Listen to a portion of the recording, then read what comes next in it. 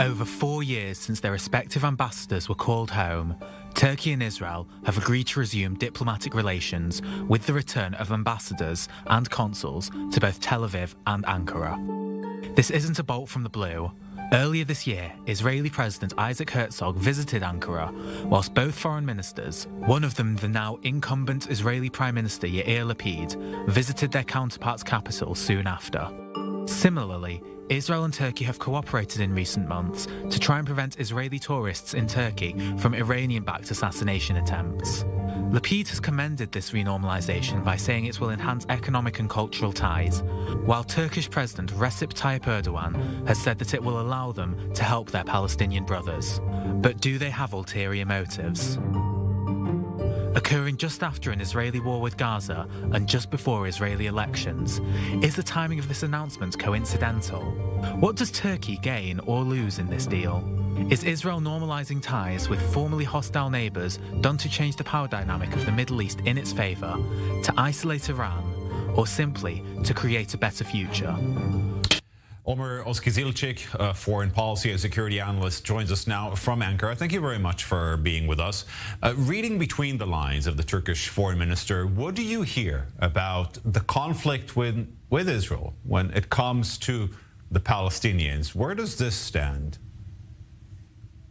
So we have to say that the Palestinian issue is something which will continue to be an area of disagreement between Turkey and Israel.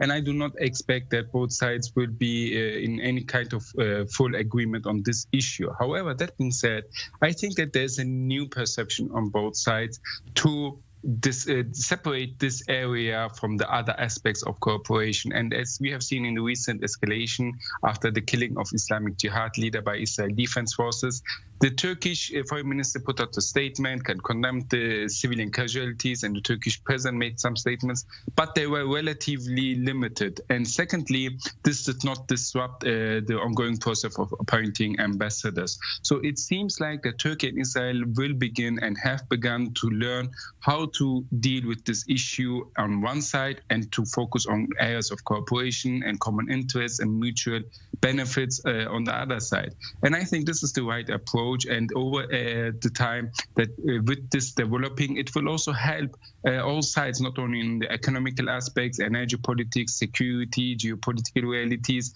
as well as tourism and cultural relations between both nations, as the Israeli Prime Minister has pointed out. You know, Omer, it's very interesting what you're pointing at, because I remember just 2 years ago when the Abraham Accords were signed, Erdogan was quick to talk against them and even said he's perhaps considering to suspend relations with the UAE, not with Israel at the time. And that was, among other reasons, because the Palestinian cause was not part of it. And now you're saying this has become also the agenda of Erdogan?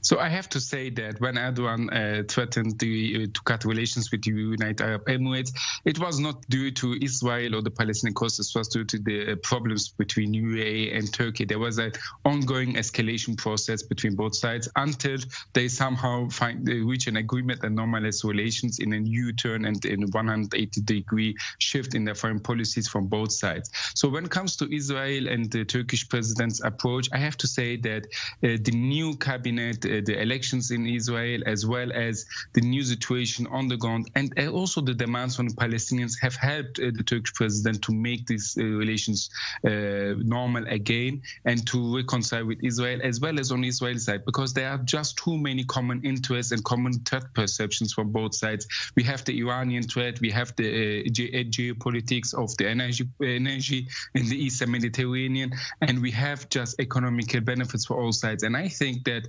the Turks as well as the Israelis have learned that speaking to each other is better than speaking from the behind to each other.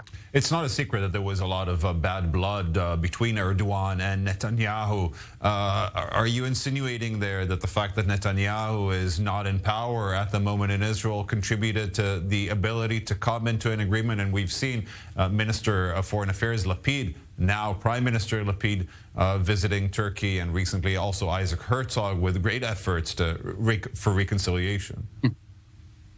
So we have to clearly say that Netanyahu's loss of election was a huge contribution to Turkish-Israeli relations. We can say that for certain because there was really some bad blood between Netanyahu and Erdogan. And as well, I have to point out that the Israeli president played an important and crucial role.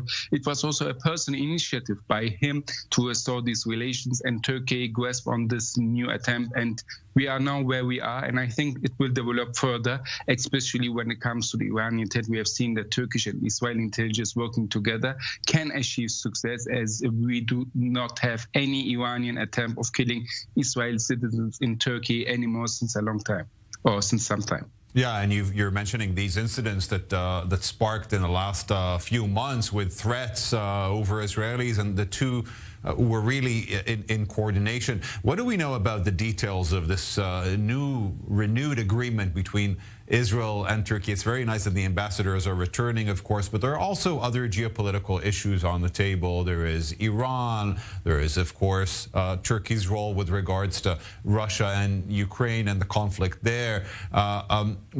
What are Turkey and Israel looking to achieve together? Is there anything behind this renewed friendship? So actually, before this normalization of relations happened, I wrote more than a year ago that Turkey and Israel need each other. And I argued that with the U.S. focus on China, Russia, that the U.S. will lose its interest in the Middle East and will step by step back down in the Middle East. And this will open Iran a new space of aggression and expansion. And that both sides need each other to confront Iran. And I here pointed out that Israel, even though has maybe the strongest air force in the region, does not possess the capacity to take a territory and hold it for a longer period of time, as it lacks the local partner. But that being said, Turkey has the strongest local partner in terms of being anti-Iranian in Syria, and the Syrian National Army, Turkey's local partner in Syria, have been fighting against Iranian militias over a decade now, and they hate Iran pretty much more than Turks and the Israelis together.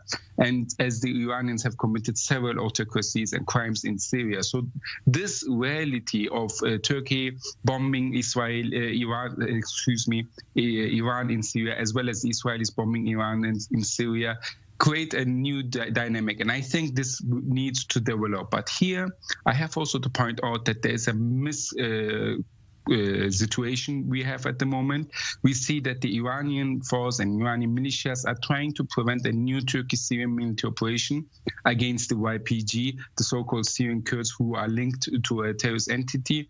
And the Israelis, interestingly, are also against this military operation, according to leaks to the media. And I think some talks and communication between both sides and the need and focus on emphasizing the fight against preventing Iranian aggression will enhance the Turkish-Israeli cooperation even furthermore in the next period. We have to part here. Thank you very much, Omer, for speaking with us.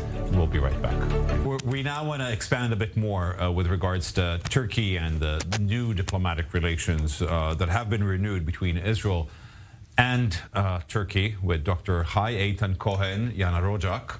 He's a Turkey expert at the Jerusalem Institute for Strategy and Security. Thank you very much for coming in. Thank you for having me. First of all, we had a guest from Ankara just a few minutes ago, and I was asking him what he read between the lines of that announcement by the Turkish foreign minister. What did you read between the lines? Well, this recent statement is telling us that Turkey should launch another reconciliation with the West as soon as possible, because it is challenged by this Russian and Iranian axis. Recently, we all heard that the Turks are eager to buy another S-400 batteries, and we know that the Washington, D.C. Doesn't like this idea at all. So maybe they should reconsider their decision on that regard. And given this latest reconciliation between Israel and Turkey, I guess this will be a great opportunity to mend Turkey's fences with the West, especially with the United States. So let's talk about Turkey's position. It's been very much strengthened in the last few months due to its position in being a negotiator between Russia and Ukraine with the supply of some goods, but managed to exit that area finally. And then also with regards to Iran, it very much geographically stands in the middle between Europe and Iran. The position that Erdogan is gaining seems just to become stronger and stronger. Does this make him less or more dangerous? Dangerous to whom? Let me ask this question. In my opinion, Turkish and Iranian states are challenging each other since the Ottoman and the Safavid Empire times. So given the fact that the two countries' interests are clashing in northern Syria, especially in the Aleppo canton, is making things a lot more challenging for Turkey and both for Iran.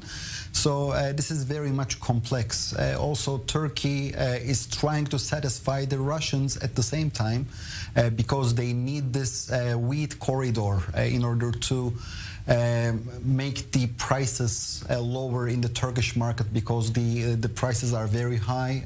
Unfortunately, the cost of living in Turkey is very high.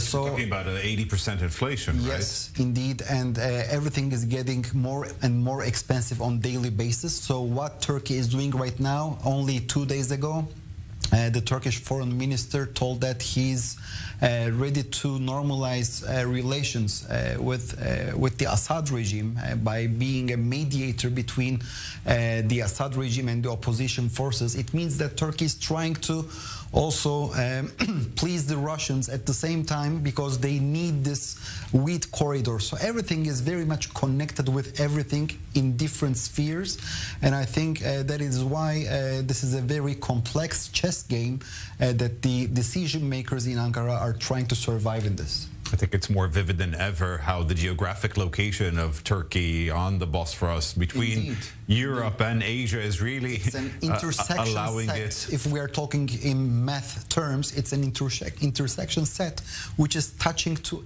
various arenas at the same time. Let's talk about the mutual interests of Israel and Turkey. What's on the agenda there? We just heard from our guest in Ankara that the fact that Netanyahu was not prime minister here allowed Turkey, of course, to erase some of that bad blood that Netanyahu and Erdogan had and move forward with their relationship. But he might be back in power in November. We don't know. So the timing was very crucial. And I think it was a wise decision also for the Turkish side to normalize the relations with Israel prior to Netanyahu's potential arrival back to power. You asked me regarding what could be the next. I think the most we can see the potential in tourism sector, in the trade, and especially in the aviation sector. Recently, Israel and Turkey signed an aviation treaty, which basically paved the way for the Israeli companies to fly back to Turkey. Since 2007, the Israeli companies could not send their planes to Turkey due to the security regulations inside Turkey that did not allow any Israeli security guard to carry a weapon. And as far as I understand now, both of the sides are overcoming these complexities, and now the Israeli companies will also enjoy from a share from this delicious pie, which is called the aviation sector. It's a win-win situation. The Israeli planes will carry to Turkey more tourism, more tourists. So the Turks will profit. And at the same time, the West Bank Palestinians who previously had to travel to Jordan in order to fly to Turkey, now, thanks to this agreement, they will be able to fly to Turkey via Israel's Ramon airport in the south. So it is also creating an interdependency between Israel, the Palestinian Authority, and Turkey at the same time. Last, I want to ask you about the economic situation in Turkey, which is dire. The Turkish lira has been plunging and keeps plunging, and the inflation we already mentioned, 80%. Is there a way? According to official numbers. According to official numbers, who knows? how much higher can it be? More than 100%. Yeah? Yeah. Is there a way out of this for Turkey at the moment? What does Erdogan plan for his country's economy? Erdogan's plan is he's trying to attract more and more foreign investment. In order to attract more foreign investment, you have to mend your fences with your neighbors and with the West and with the Gulf, with the source of money. That is why we are seeing Erdogan is doing his best in order to please Mohammed bin Salman, Mohammed bin Zayed, now Yair Lapid. You may ask, but Yair Lapid is not may not provide an income, a crucial income for the Turkish economy. And I may tell you that the Western investors, especially the US investment, is looking at Turkey as a whole. And when there is no friction between Turkey, Israel, and other Western actors, so from their perspective, it's a sign of stability. And that is why Mr. Erdogan is very much hoping to attract more foreign investment before the 2023 elections, which is, again, very crucial for him. He has to survive that elections. And democratic, though? That's a question mark. Until today, I think it was very democratic. And the most important evidence for that, of course, is the latest Istanbul municipal elections that Erdogan's candidate, Binali Yıldırım, was defeated twice, because it's such a long story. So we'll have to follow. I'm not going to get into when are the national elections in 2023? In June 2023. We're going to see if Erdogan will survive at the ballot box. We'll have a lot to talk about by then. Dr. Eytan Cohen Yanarocak, thank you very much for coming. Thank you for having me. Thank you.